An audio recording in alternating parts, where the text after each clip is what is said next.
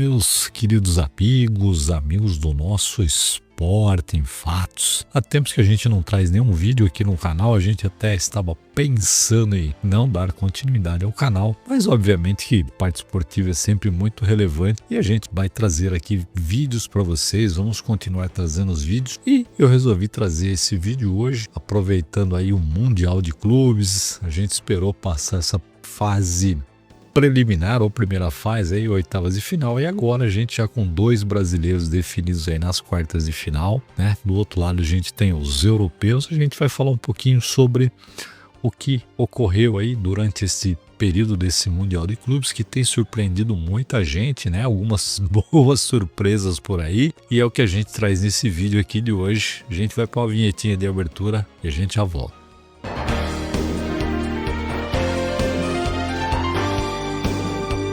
Muito bem, logo após a vinheta aí, a gente quer falar um pouquinho sobre esse Mundial de Clubes. A gente vai tentar fazer vídeo não muito longo, não muito estendido, mas eu acho que para você que tem acompanhado aí, muita gente tem acompanhado esse Mundial de Clubes, um formato bem interessante aí com 32 clubes, né?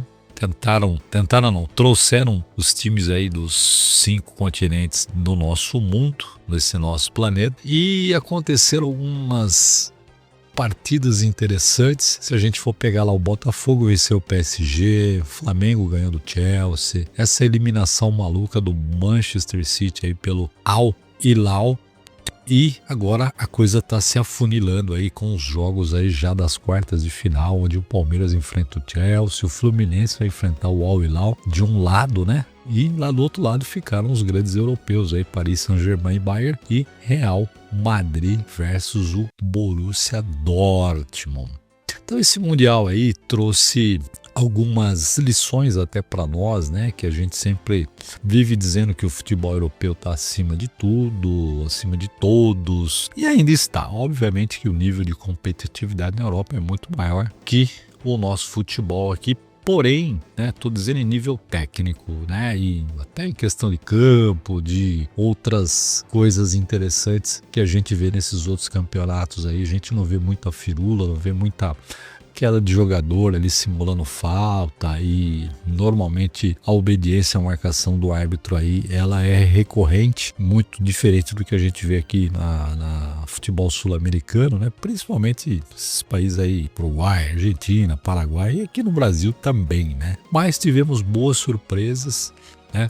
Palmeiras fazendo uma campanha aí razoável, né? Ainda não teve um grande jogo. O Botafogo acabou enfrentando o Palmeiras, né? Teve aquela coisa de ganhar do PSG e todo mundo acreditando que o Botafogo ia seguir adiante. No fim acabou ficando até sem o técnico depois da derrota do Palmeiras. Quero dar uma frisada aqui na questão do Flamengo, tá? Sem clubismo aqui, é uma análise um pouquinho mais sensata, né? E obviamente que esse tipo de análise pode ter crítica ou não, cada um tem a sua opinião, né? E até você pode colocar a sua aí, desde que coloque também uma opinião sensata, sem aquelas críticas loucas que a gente vê aí pelas redes sociais. Muita gente estava acreditando aí que o Flamengo hoje é um time que joga um futebol parecido com o europeu, que o Flamengo poderia estar dentro da Champions, até poderia, né? Flamengo, Botafogo, Palmeiras, Fluminense teria condições de estar disputando uma Champions, mas a realidade se mostrou aí, né, para o Flamengo no jogo com o Bayern, onde a gente viu que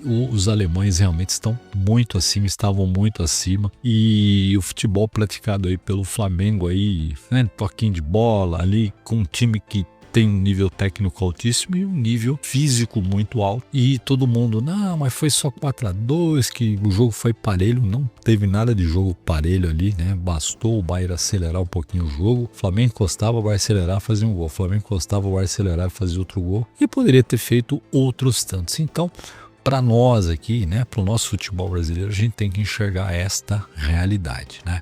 A gente ainda está um pouco distante do futebol europeu, um pouco, tá? A diferença já foi maior, talvez aí uns 3, 4 anos atrás. Hoje eu vejo uma coisa um pouquinho mais parelha, e esse Mundial de Clubes está mostrando isso. E uma surpresa, e realmente uma grata surpresa, dos 4 brasileiros aí, o menos badalado era o Fluminense. O Fluminense fez uma campanha bacana, e o Fluminense fez um jogo certinho lá contra a Inter de Milão, e muita gente falou, mas é a Inter, gente, a Inter a última vice-campeã da Champions, perdeu lá para o Paris Saint-Germain final por 5-0, mas o time estava lá disputando, né, a final do campeonato, então não tem que colocar a Inter aí como segunda prateleira da Europa, não é primeira prateleira, e o Fluminense fez um jogo corretíssimo, muito focado ali na marcação, né? Um sistema tático muito bem montado pelo Renato, né? Que é outro aí que estava sendo muito execrado, e a gente vai ter aí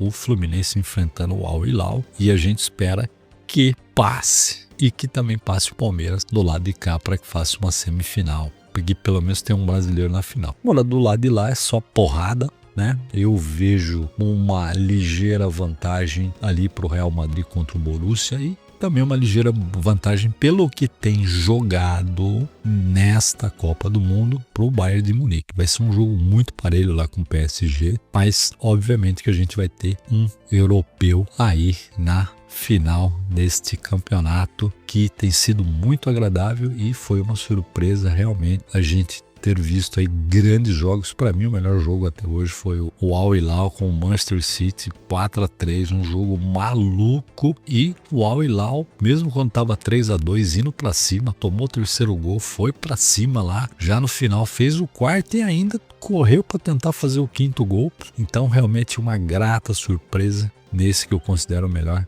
jogo aí dessa Copa do Mundo de Clubes. Então coloque aí sua opinião, diga o que você está achando, né?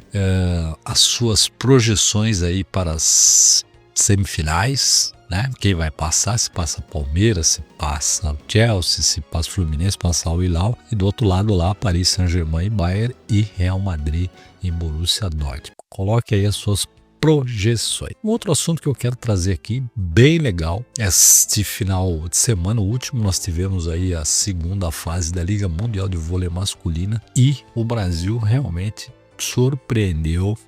A gente está vendo um Brasil mais aguerrido em quadra, mais correndo atrás da bola, praticando boas defesas, aí tá com uma defesa bem sólida, melhorou muito o passe, melhorou muito o saque, e o Brasil termina essa segunda fase, né? Jogaram duas fases aí, o Brasil tá na liderança da liga, provavelmente deve manter essa liderança pelos jogos que vem aí pela frente na terceira fase, para depois encarar a fase final lá na China, que provavelmente, se seguir essa lógica que a gente tem visto aí, a China deve ser o adversário do Brasil lá na fase final da Liga Mundial de Vôlei. Então, parabéns ao time do Bernardinho. Eu, particularmente, não acreditava que o Brasil fosse passar por Itália e Polônia. O Brasil passou 3-2 no sábado contra a Itália, e foi lá na Polônia e enfiou 3-1 nos poloneses. Um jogo muito bem estruturado do Brasil, e a gente espera que siga aí nesse caminho, né? Tá tendo uma mescla aí, alguns caras ali, né, lá já mais do passado, mas uma garotada bacana aí com o Darlan, com o Alan. A gente tá vendo o Cachopa jogando muito bem, né? Tem o Bergman. Então a turma tá legal, tá fazendo um bom trabalho, e a gente espera que o nosso voleibol também brilhe, como tem brilhado o nosso João Fonseca lá em Wimbledon. Hoje venceu o segundo jogo, o primeiro já tinha ganho de 3-0, hoje ganhando o americano 3-1. O João não tem experiência em grama, hein? O João está fazendo um jogo muito sólido. O João priorizou trabalhar muito o saque nesse período dele de treinamento, e realmente ele está fazendo um jogo bem consistente. Agora na terceira rodada vem o Nicolas Jerry, aí um chileno, então cento e pouco aí do mundo, que vai dar muito trabalho, e a gente espera que o João continue fazendo esse jogo sólido. Se ele continuar, pelo menos na terceira rodada ele vai passar. Então é isso aí. Isso aí são os fatos esportivos aí dessa semana, desses dias aí. Espero que você continue acompanhando o canal. A gente vai fazer outras resenhas aí, né? Terminando essa parte de quartas de final do Mundial de Clubes, a gente vai trazer um vídeo pra gente fazer aí as projeções para a fase seguinte. Maravilha? Obrigado a você que nos acompanha, você que não é inscrito no canal, faça a inscrição, ative o sininho para receber as notificações, e a gente se vê aí num próximo vídeo. Um grande abraço.